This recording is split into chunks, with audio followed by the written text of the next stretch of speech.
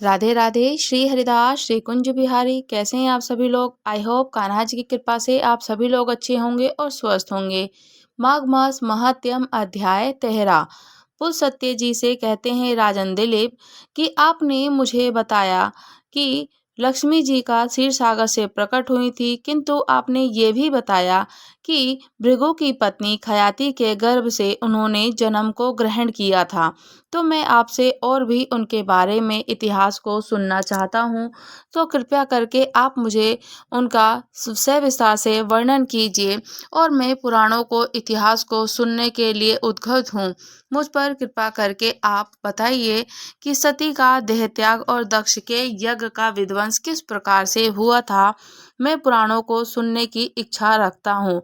तब भीष्म जी से ब्राह्मण ने पूछा कि हे दक्ष कन्या, सती तो बड़ी शुभ लक्षणा थी, उन्होंने अपने शरीर का त्याग भला क्यों किया था? मैं आपसे जानना चाहता हूँ। जब राजन दिलीप ने ये बात पूछी, तब पुलसत्य जी कहते हैं कि उन्होंने अपने शरीर का त्याग भगवान रुद्र ने किस कारण से दक्ष के यज्ञ का विध्वंस भी किया था, ये भी बताइएगा कि सती ने अपने देह का त्याग किया और भगवान शिव जी ने दक्ष के यज्ञ का विध्वंस कर दिया। तब पुलसत्य जी ने कहा कि राजन दिलीप, प्राचीन काल की बात है।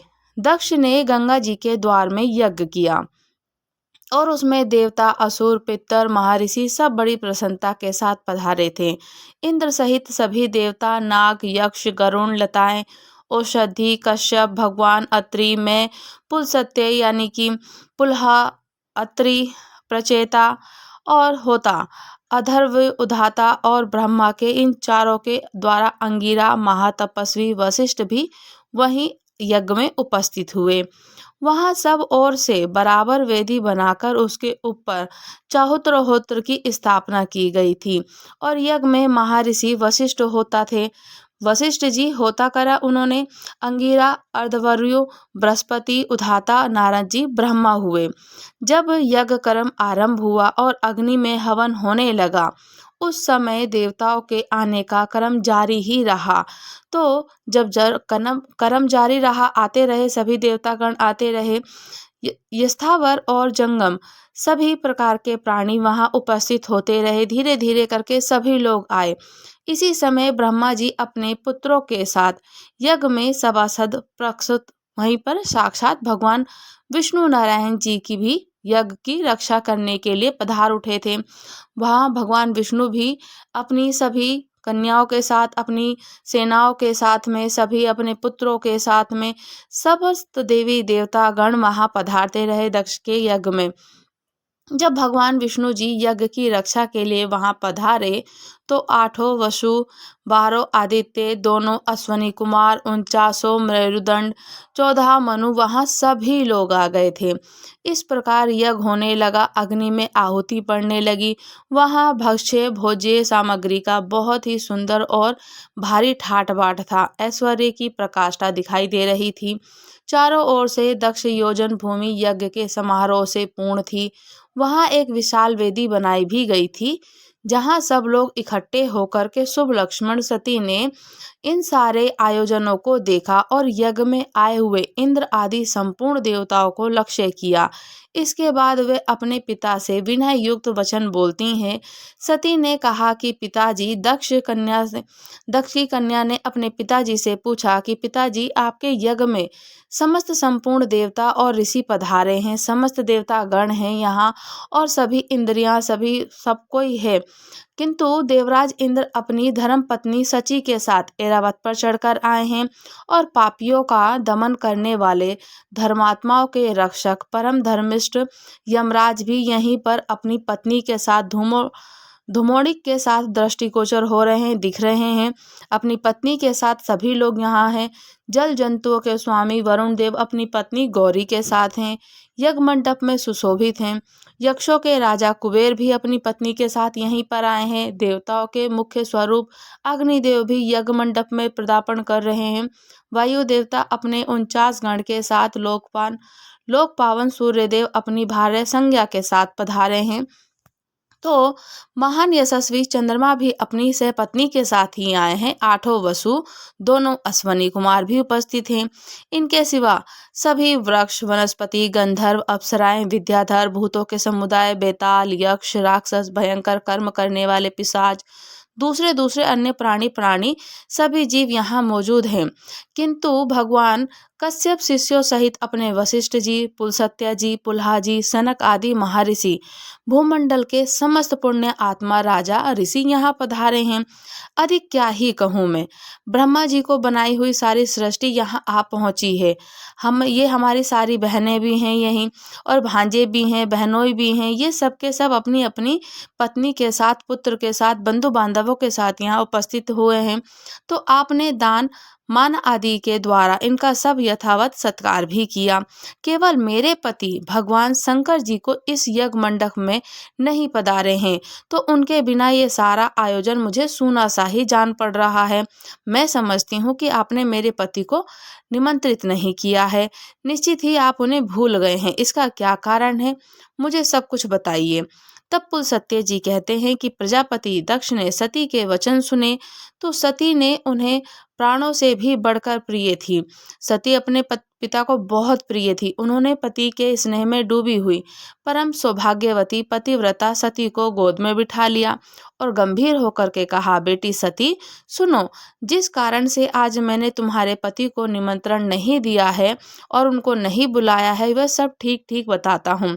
वे अपने शरीर में राख लपेटे रहते हैं, त्रिशूल और दंड लिए नंग धड़ंग सदा शमशान भूमि में ही विचरा करते हैं।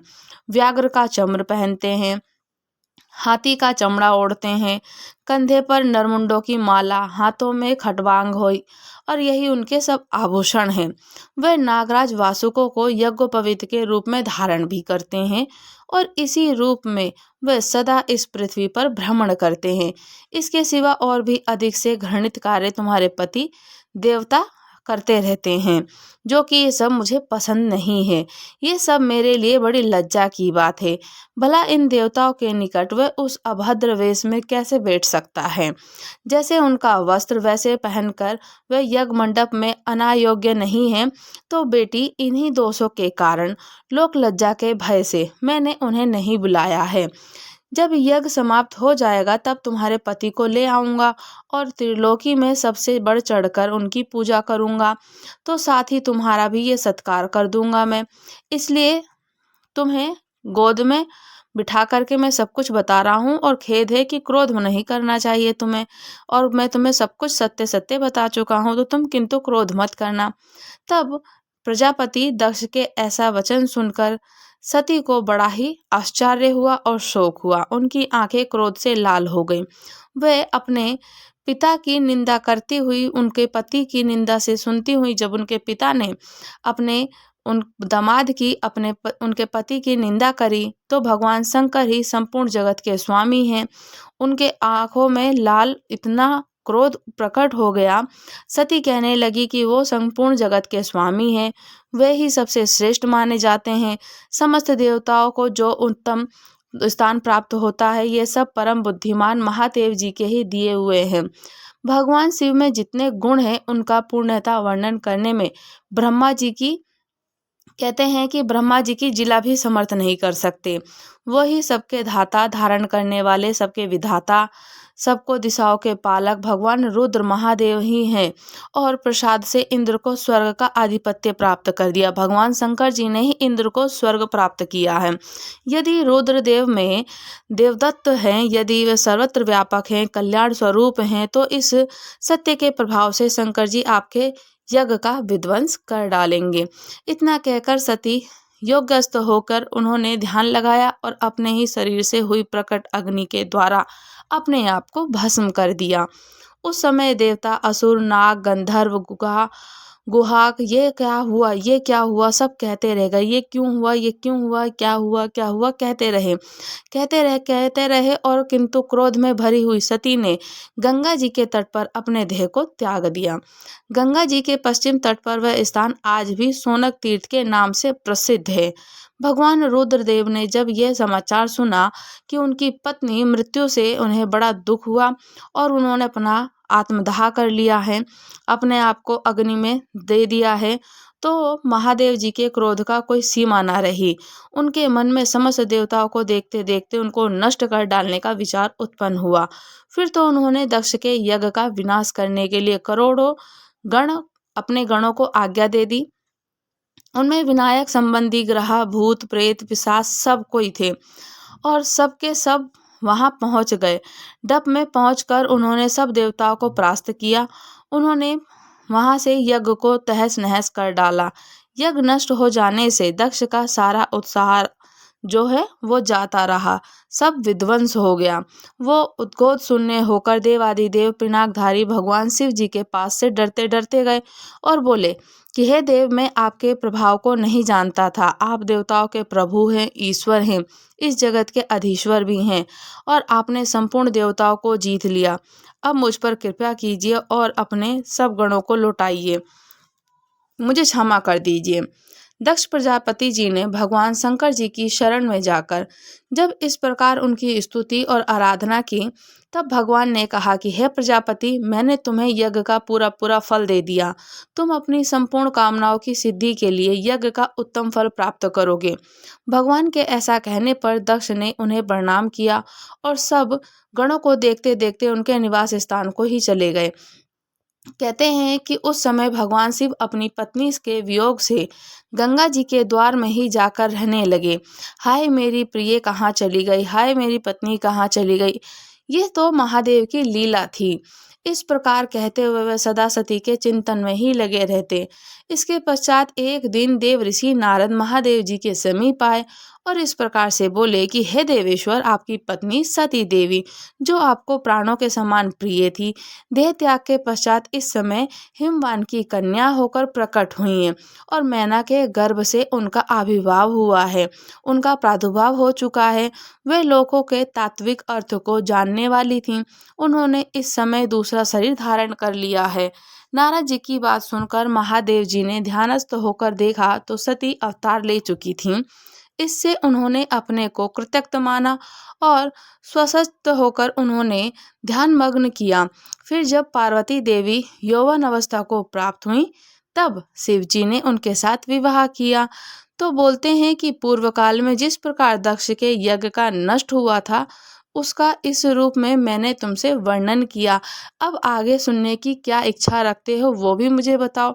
मैं आपको हर इतिहास जो कि आप सभी भक्तों के लिए नारद जी जो पूछते हैं, पुलस्त्य जी पूछते हैं, राजन पूछते हैं, दिलीप पूछते हैं, कहते हैं कि आप सभी के हितकारी की कथा पुराणों को सुनते हो, तो जिसको मैं आपको सविस्तार से बताता हूँ तो उसको मैं भी सुनाने के लिए उद्गत रहता हूँ।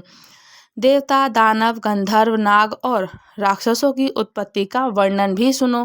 कैसे उनका सभी देवताओं का, दानवों का, गंधर्व, नाग, राक्षसों की उत्पत्ति हुई।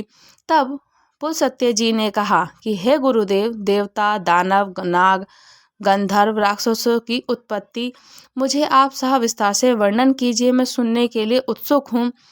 पुलस्त्य जी की बोले कि हे कुरुनंदन, कहते हैं कि पहले प्रजा वर्ग की सृष्टि संकल्प से, दर्शन से, स्पर्श करने से होती थी, किंतु प्रचेताओं के पुत्र दक्ष प्रजापति के बाद मिथुन से प्रजापति की उत्पत्ति होने लगी। दक्ष ने आदि में जिस प्रकार प्रजा की सृष्टि की उसका वर्णन भी सुनो। जब वह पहले के नियम के अनुसार संकल्प आदि से देवता, ऋषि, नागों की सृष्टि करने लगे, किंतु प्रजा की वृद्धि नहीं हुई, तब उन्होंने मिथुन के द्वारा अपनी पत्नी वारिणी के गर्भ से 60 कन्याओं को जन्म दिया।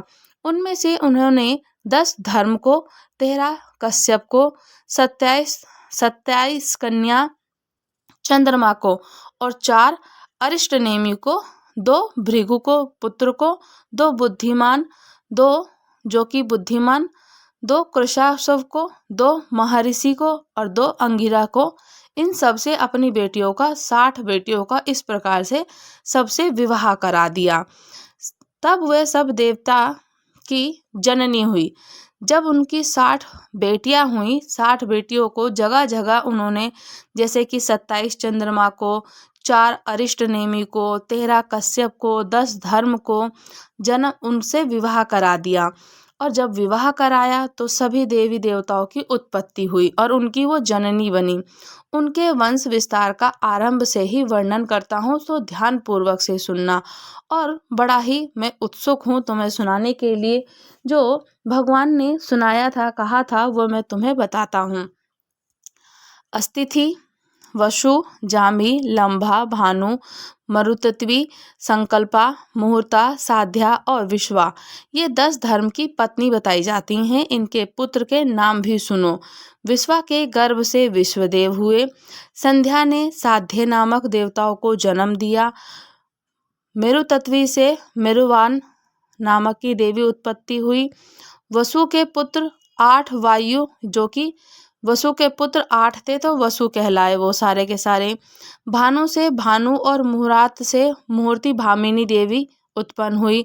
लंभा से घोष, जामी से नागविथि नाम की कन्या थी।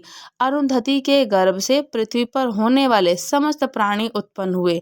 संकल्प से संकल्पों का जन्म हुआ। अब वसु की सृष्टि का वर्णन सुनो।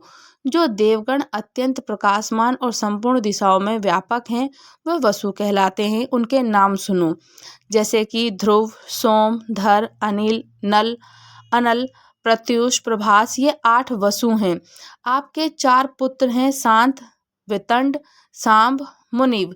ये सब यज्ञ की रक्षा के करने के अधिकारी हैं। जो भी यज्ञ होते हैं उनकी रक्षा करने के अधिकारी हैं 8 पुत्र। ध्रुव के पुत्र काल और सोम के पुत्र वर्चा हैं। धर के 2 पुत्र हुए, द्रविण और हव्याय। अनिल के पुत्र प्राण, रमण और शिशिर से थे। अनल के कई पुत्र हुए जो अग्नि के समान गुण वाले थे। अग्निपुत्र कुमार का जन्म सरकंडों में हुआ। उनके शाक, उपशाक और नेगमय के ये 3 पुत्र हुए। कृतिकाओं की संतान होने के कारण कुमारों को कार्तिकेय भी कहते हैं। प्रत्युष के पुत्र देवल नाम से मुनि हुए। प्रभास से प्रजापति विश्वकर्मा का जन्म हुआ, जो कि शिल्पकला के ज्ञाता हैं। वह महल, घर, उद्यान, प्रतिमा, आभूषण, तालाब, उपवन, कूप आदि का निर्माण करने वाले हैं। देवताओं के कारीगर वही हैं अजयपाद, अहिबुंद्यो, विरूपाक्ष, रेवत, हर, बिहुरूप, त्र्यंबक, सावित्री, जयंत, पिनाकी, अपराजित। ये 11 रुद्र कहे गए हैं कि ये गण के स्वामी हैं। इनके मानस संकल्प से उत्पन्न 84 करोड़ पुत्र हैं, जो कि रुद्रगण कहलाते हैं और वह श्रेष्ठ त्रिशूल धारण किए रहते हैं और सबको अविनाशी माना गया है। जो गणेश्वर संपूर्ण दिशाओं में रहकर सबकी रक्षा करते हैं। सब सुरभि के गर्भ से ही उत्पन्न होने के कारण उनको पुत्र पौत्र आदि हुए। अब मैं कश्यप जी की स्त्रियों से उत्पन्न हुए उनके पुत्रों का वर्णन भी करता हूँ। अदिति, दिति, दनु, अरिष्टा, सुरसा, सुरभि, वनिता, ताम्रा, कोशवसा, ईरा, कद्रु, खसा और मुनि, ये कश्यप जी की पत्नी है के नाम से हैं। और ये पत्नी है उनकी कि इनके पुत्रों का वर्णन भी सुन लो। छाजाक्षु मनवंतर, जो तुसी नाम से प्रसिद्ध देवता थे, वही व्यवस्थ मनवंतर में 12 आदित्य हुए। उनके नाम है इंद्र, धाता, भग, त्वष्टा, मित्र, वरुण, अर्यमा, विश्वान, सविता, पुषा, अंशुमान और विष्णु। ये सहस्रों किरणों से सुशोभित 12 आदित्य माने गए हैं। इन श्रेष्ठ पुत्रों की देवी अदिति ने मरीचि नंदन कश्यप जी के अंश से उत्पन्न किया था, जो कि कृशासस्व नाम के ऋषि जो पुत्र हुए हैं उन्हें देव प्रहण कहते हैं। ये देव प्रत्येक मनवंतर और प्रत्येक कल्प में उत्पन्न ही विलीन होते हैं और रहते हैं।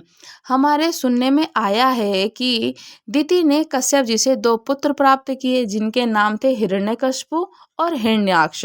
हिरण्यकशिपु से 4 पुत्र उत्पन्न हुए, जो कि प्रहलाद, अनुहाद, संहाद और हाद। प्रहलाद के 4 पुत्र हुए, आयुष्मान, शिवी, वास्कली और चौथा विरोचन।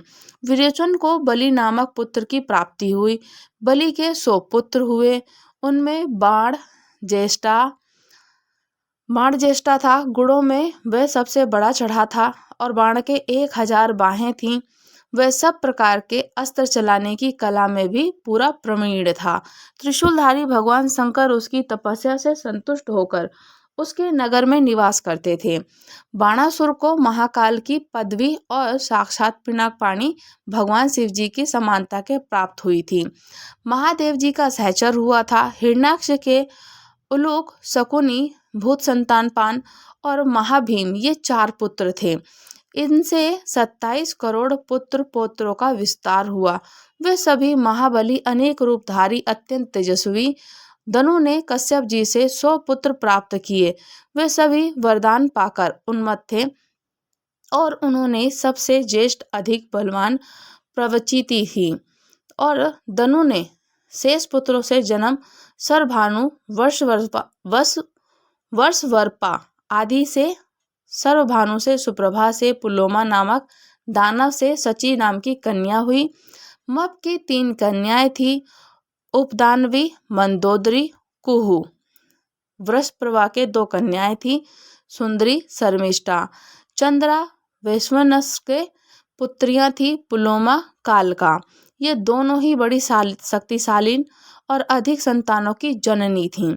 दोनों से 60,000 दानवों की उत्पत्ति हुई। पुलोमा के पुत्र पुलोम और कालका के कालखंजक, जो कि काल के कहलाते हैं। ब्रह्मा जी से वरदान पाकर ये मनुष्य के लिए अवध्य हो गए थे और हिरण्यपुर में निवास करते थे। फिर भी ये अर्जुन के हाथ से मारे गए। विप्रचिति ने हिंसा के गर्भ से भयंकर पुत्र को जन्म दिया, जो हिंसक के यानी कि राहु के नाम से प्रसिद्ध था। हिरण्यकशिपु की बहन कुल 13 पुत्र के जन्म के, जिनके 13 पुत्र थे, कंस, शंख, नल, वतापी, इल्लव, नमूची, खरगम, अजन, नरक, कालनाभ। ये 13 पुत्र थे। हिरण्यकशिपु की बहन थी जो कि कुल, और इनकी 13 पत्नी थी।